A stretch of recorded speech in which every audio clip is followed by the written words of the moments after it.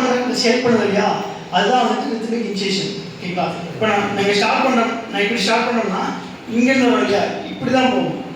ஓகேங்களா? That is rhythmic initiation. ஓகேங்களா? Next வந்துட்டு ரிப்பீட்டட் கண்டாக்ஷன்.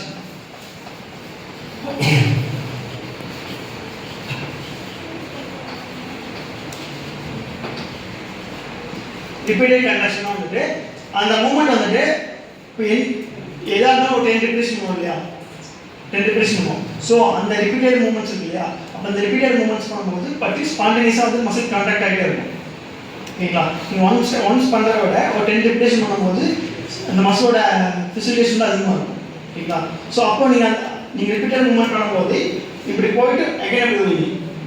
இப்போ D1 ஃப்ளெக்ஷன் போயிட்டு D1 எக்ஸ்டென்ஷன் வருவீங்க. ஸோ இதில் வந்துட்டு ஆன்டாகோனிஸ்டும் சரி, ஆன்டாகோனிஸ்ட் மசில் எகோனிஸ்ட் ரெண்டுமே ஆக்டிவேட் ஆகும். அண்ட் எகோனிஸ்ட் ரெண்டு மசில் பேட்டர்னுமே ஆக்டிவேட் ஆகும். ஸோ இந்த ரிப்பீட்டட் கண்டாக்ஷன்ஸ். ஓகேங்களா? இதான் தென் வந்துட்டு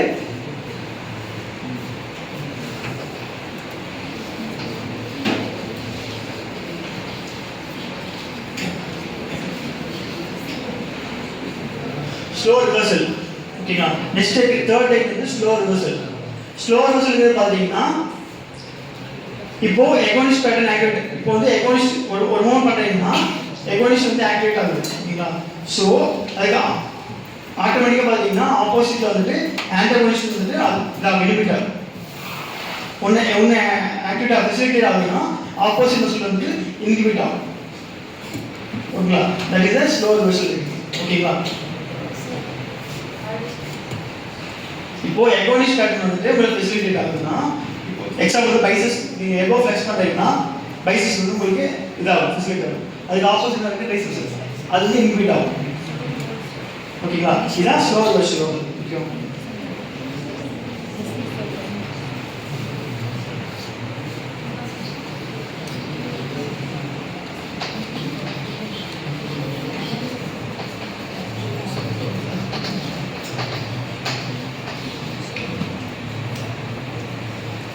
Then reciprocal inhibition.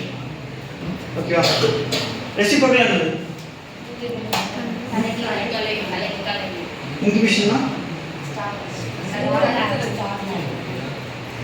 பிளாக் பண்ணுது. அது வந்து ஃபெசிலிட்டேட்னா வந்து வரது, இன்ஹிபிட்னா வந்து பிளாக் ஆகுது. ஓகேவா? அப்போ ரெசிப்ரோக்கலா வந்து இதே மெக்கானிசம் தான் ஆப்போசிட்டா நடக்கும்.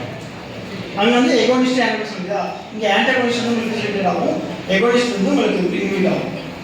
அதான் ரெசிப்ரோக்கல் இன்ஹிபிஷன். ஓகேங்களா? இது மெயினாக இந்த 4 டெக்னிக் தான் மெயின் ஆஃப் இம்பார்ட்டன்ட். இது எங்கே நீங்கள் இந்த டைமில் பேட்டர்ன் கொடுக்குறீங்க இல்லையா, இந்த 4 பேட்டர்ன் தான் மெயினாக இருக்கும். ஃபஸ்ட்டு இனிஷியேட் பண்ணுறோம்னா ரித்மிக் இனிஷியேஷன், தென் ஸ்லோ ரிவர்சல்லாம் வந்துட்டு நீங்கள் மூவ்மெண்ட் பண்ணும்போது ஃபஸ்ட் எகோனிஸ்ட் ஆக்டிவேட் ஆகும். ஸோ அதே நீங்கள் இப்படி வரும்போது இப்படி எக்ஸ்டென்ஷன் வரும்போது ஆன்டகோனிஸ்ட் ஆகும். ஓகேங்களா? ரெண்டு பேட்டர்னும் ஆக்டிவேட் ஆகும். ஸோ தென் ரிப்பீட்டட் கண்டாக்ஷன்னா வந்து நம்ம ரிப்பீட்டாக பண்ணுறோம் இல்லையா, மூவ்மெண்ட் பண்ணுறோம் இல்லையா, ஸோ அதுதான். ஓகே. தென் ரெசிப்ரோக்கலாக வந்து அது ஆப்போசிட் தான். ஓகேங்களா?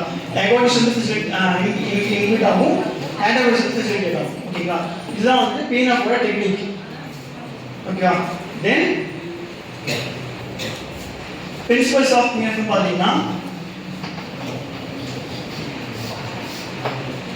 ஃபர்ஸ்ட் வந்து மேனுவல் கான்டாக்ட்.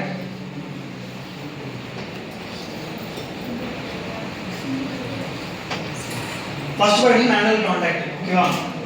நம்ம என்ன பண்ணாலுமே நம்மளுக்கும் பேஷண்ட்ஸ்க்கு ஒரு இது இருக்கும் இல்லையா, தட் இஸ் மேனுவல் கான்டாக்ட். ஆனால் அங்கே வந்துட்டு நம்மளோட ஹேண்ட் பிளேஸ் பண்ணுறதுல ஒரு பேஷண்ட் பிளேஸ் பண்ணிருக்கோம், நம்மளோட பொசிஷன், பேஷண்ட் பொசிஷனிங், தெரபிஸ்ட் பொசிஷனிங்லாம் இருக்கு இல்லையா, இதெல்லாமே வந்து மேனுவல் கான்டாக்ட் ஆகும். ஓகேவா? தென் செகண்ட் வந்துட்டு வெர்பல் கமெண்ட்.